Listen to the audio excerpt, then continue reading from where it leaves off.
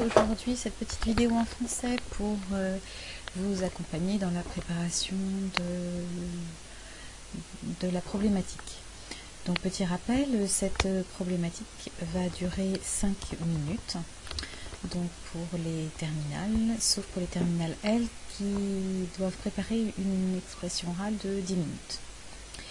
Donc tout d'abord, vous présentez en une petite phrase très rapidement la notion que vous avez tirée au sort.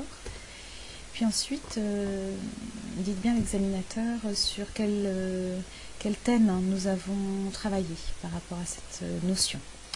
Par exemple, en utilisant la phrase qui est en bleu ici, vous pourriez dire pour la première séquence que sur la notion de progrès, nous avons étudié une série de documents qui traitent tous de l'évolution de la société. Donc cette première étape est très rapide, ça va prendre quelques secondes. Ensuite, vous proposez votre réflexion, vous présentez la question à l'examinateur que vous vous êtes posée suite à l'étude de ces documents, et vous rappelez également à l'examinateur, avec la deuxième phrase qui est proposée, le nombre de documents sur lesquels vous allez vous appuyer pour répondre à cette question. Et donc voici le cœur de l'expression orale.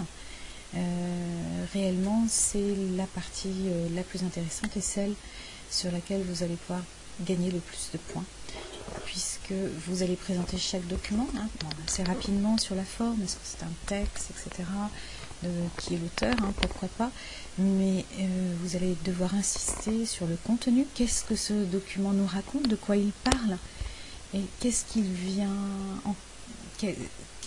dire par rapport à la question posée. Est-ce que ça répond en partie à la question que vous avez posée? Et si ça répond en partie, normalement il faut que ça réponde en partie à la problématique que vous avez posée. En quoi? Donc voilà des exemples de phrases que vous utilisez pour chaque document. Vous pouvez utiliser le même type de phrase, bien sûr. C'est le contenu de vos phrases qui sera évalué. Et le lien surtout, donc j'insiste à nouveau, mais c'est le lien que vous faites entre le document et la question que vous posez qui sera réellement valorisé par l'examinateur. Et enfin, petite conclusion, donc gardez-vous une petite trentaine de secondes, vraiment à la fin de votre oral, pour conclure, en disant que sur cette notion-là, vous avez pu découvrir peut-être un aspect auquel vous n'aviez pas pensé.